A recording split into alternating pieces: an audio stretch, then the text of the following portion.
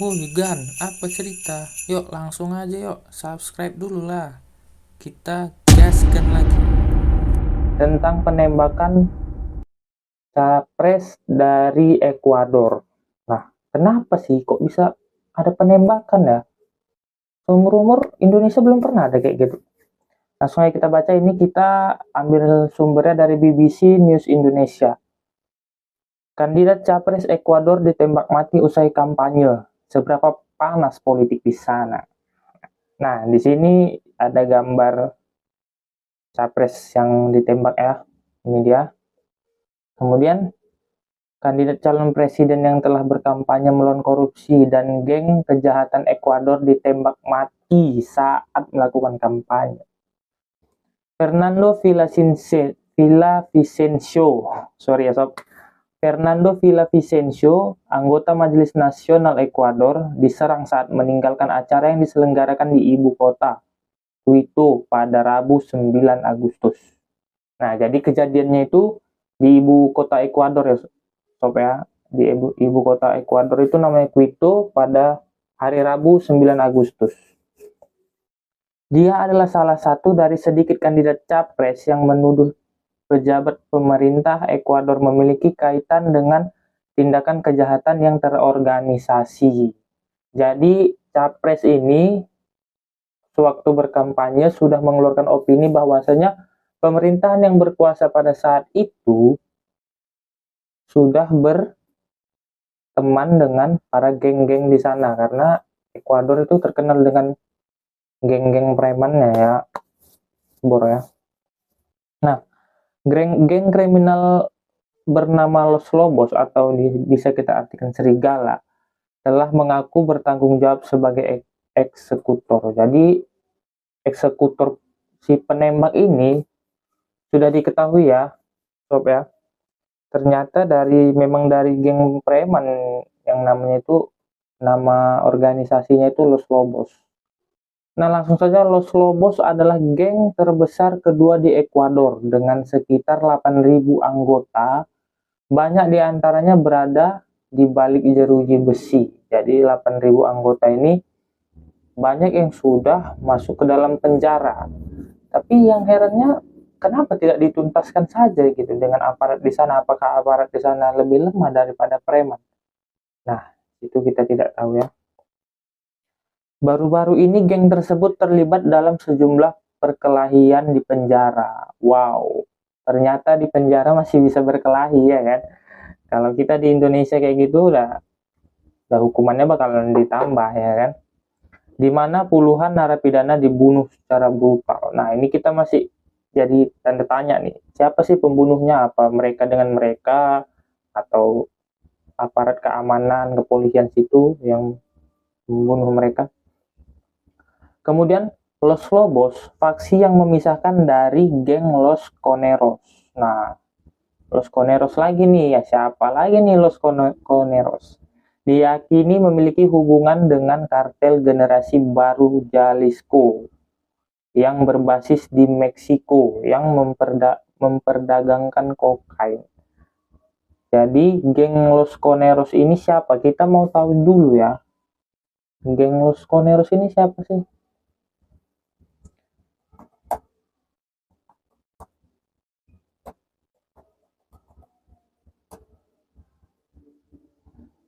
Nah, di sini ternyata Los Coneros yang merupakan geng kriminal terbesar di Ekuador selama ini bertugas dalam menyelundupkan narkoba dengan jumlah besar ke Amerika Serikat dan Meksiko maupun negara lain. Hal ini yang membuat kartel Sinaloa berminat untuk bekerja sama untuk membantu distribusi. Jadi geng Los Coneros ini juga salah satu geng ini ya, geng preman yang ternama juga di Ekuador. Dan pernah saya baca Los Coneros ini lebih dahulu berdiri sebelum adanya Los Lobos. Adanya Los Lobos ini mungkin karena saat Los Coneros tidak memiliki pemimpin, jadi kan cekcok di dalam organisasi itu, organisasi premanisme itu menyebabkan sebagian orang, sebagian nama besar yang tidak terpilih menjadi pemimpin mereka akhirnya mengeluarkan diri dan membentuk suatu kelompok baru yang namanya Los Lobos. Kemudian kecurigaan atas pembunuhan ini pertama kali dituduhkan kepada Los Coneros. Jadi saat pembunuhan itu terjadi, Los Coneros yang pertama kali dituding, karena Los Coneros adalah organisasi preman yang lebih tua daripada Los Lobos, yang mengancam Villa Vicencio minggu lalu. Nah, jadi anggota dari Los Coneros ini sudah pernah mengancam ya, seminggu sebelum kampanye atau sebelum kejadian itu, anggota Los Coneros sudah pernah mengancam. Maka sebagian pihak menuding bahwasanya pelakunya itu adalah Los Coneros. Ternyata tidak, ternyata pelakunya adalah bagian dari Los Lobos.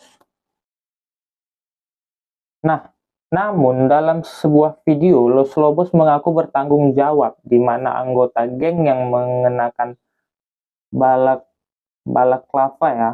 Balaklava itu mungkin simbol mereka, balaklava namanya, menunjukkan simbol geng.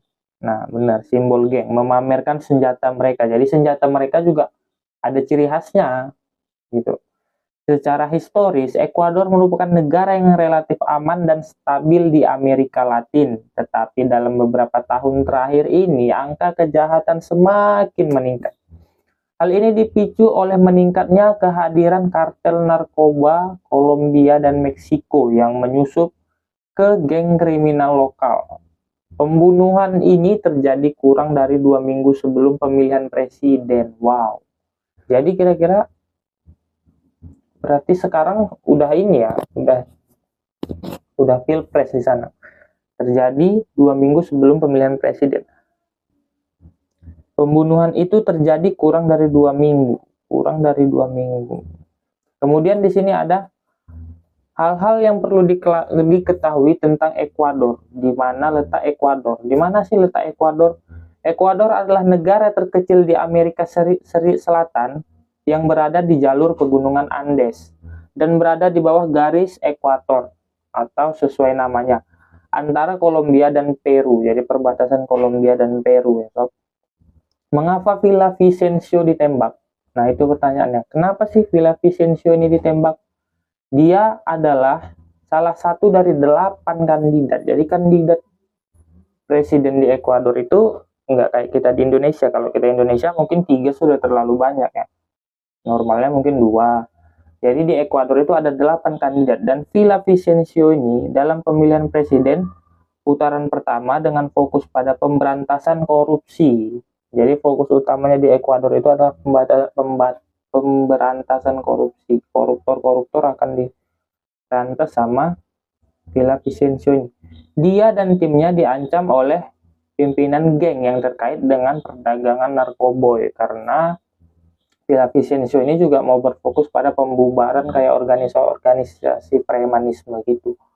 Dan apa selanjutnya? Dulunya Ekuador merupakan negara yang relatif damai. Ekuador telah dirusak oleh kedatangan kartel narkoba internasional yang mendapat untung dari ledakan perdagangan kokain. Nah, kokain ini salah satu bagian dari narkoba ya. Nah, kita tahu juga benua Amerika itu sangat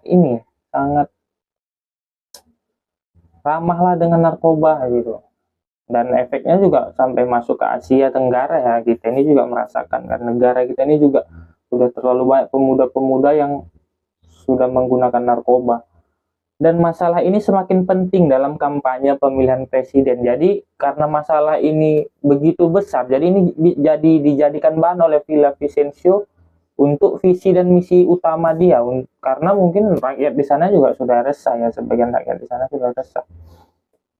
Kemudian kartel-kartel menggunakan narkoba yang memiliki infrastruktur bagus dan pelabuhan besar untuk menyelundupkan kokain yang diproduksi di negara tetangga Kolombia dan Peru ke AS, Amerika Serikat dan Eropa. Jadi narkoba itu diekspor mereka ke Amerika Serikat dan ke Eropa.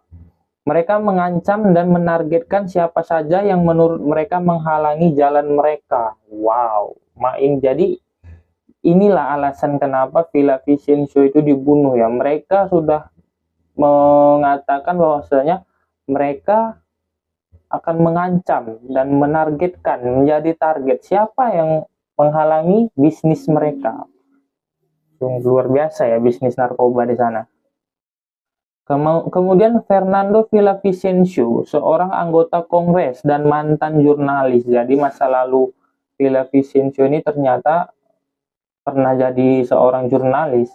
Dia mengutuk apa yang dia sebut sebagai pendekatan yang lembek terhadap para geng motor. Jadi menurut dia dulu pemerintahan Ekuador itu dalam caranya untuk memberantas geng-geng premanisme ini, dia melakukan pendekatan. Pendekatan mungkin mereka masih negosiasi, berbincang-bincang, karena mungkin pemerintahan ada dua kemungkinan sih. Apakah pemerintahannya takut dengan geng itu, mungkin keluarga presidennya diancam akan dibunuh, atau anak presidennya diancam oleh geng akan disakiti gitu ya kan. Dan yang kedua, kemungkinan kedua, pemerintahnya ya gengnya yang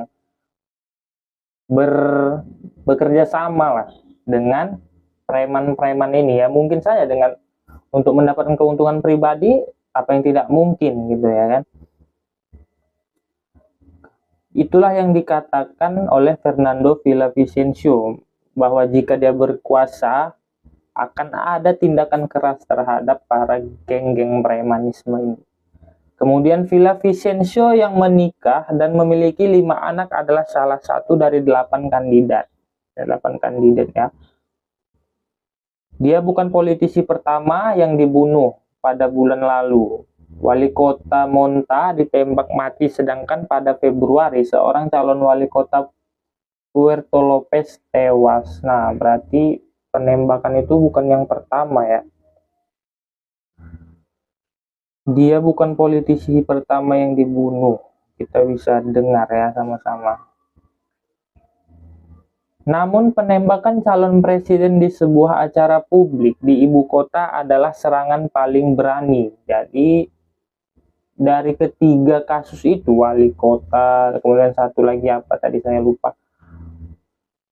Fernando Villavicencio ini adalah eksekusi yang paling berani karena di depan publik, dan mungkin di sana keamanan juga sudah terjaga ya, tapi kenapa bisa sampai terjadi gitu.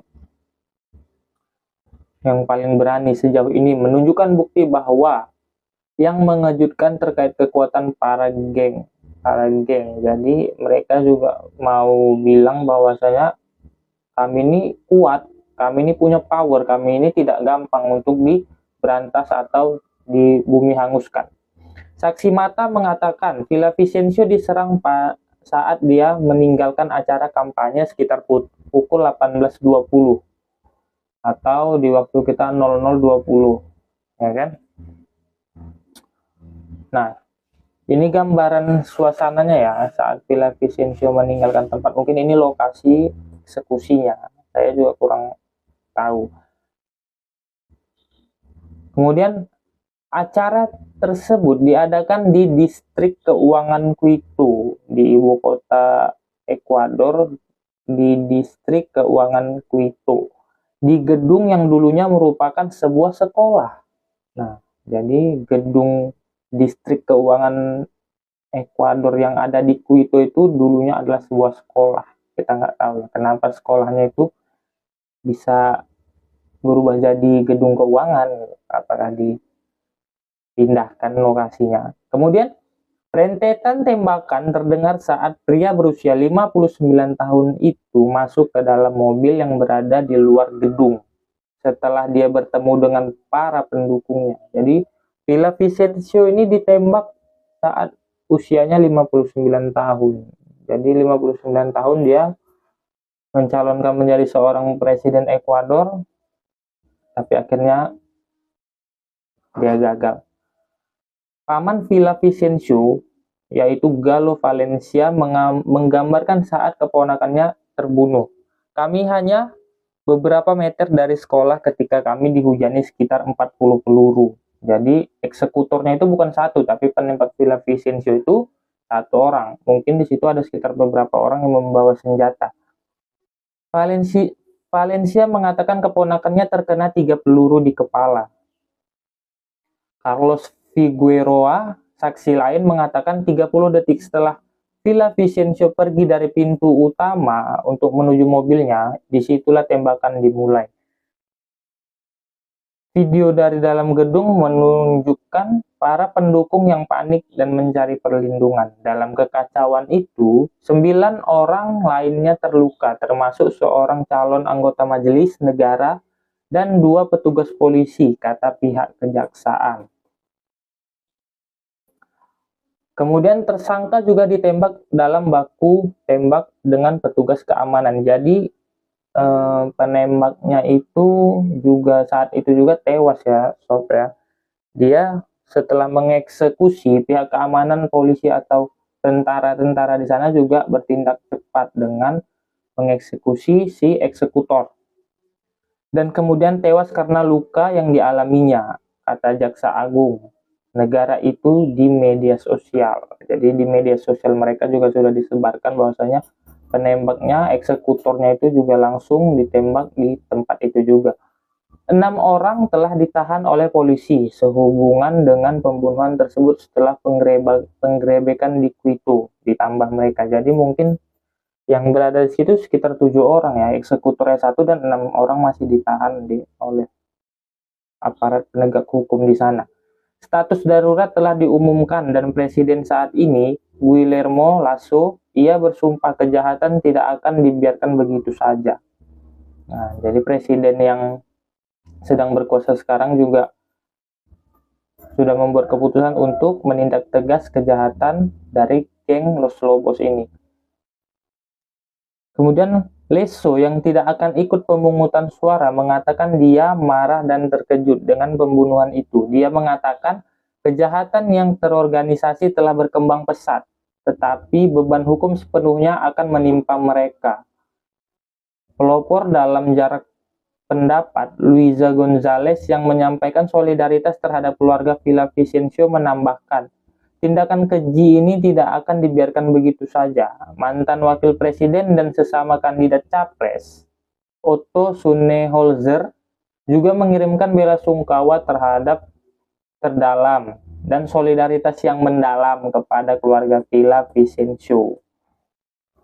Oke kan, thank you for watching. Jika kalian suka dengan channel ini, jangan lupa subscribe dan like. Kalau kalian mau, tekan tombol loncengnya, aktifkan tombol loncengnya. Tapi jika kalian biasa-biasa saja atau kalian itu nggak suka lah kita bilang ya silakan tinggalkan komentar, kritik, dan saran untuk sebagai motivasi saya menjadi lebih baik lagi. Tapi kata dari saya adalah tetaplah membaca walau hanya sepenggal kata, tetaplah kalian berkarya meski karya kalian itu belum ternama. See you, thank you ya.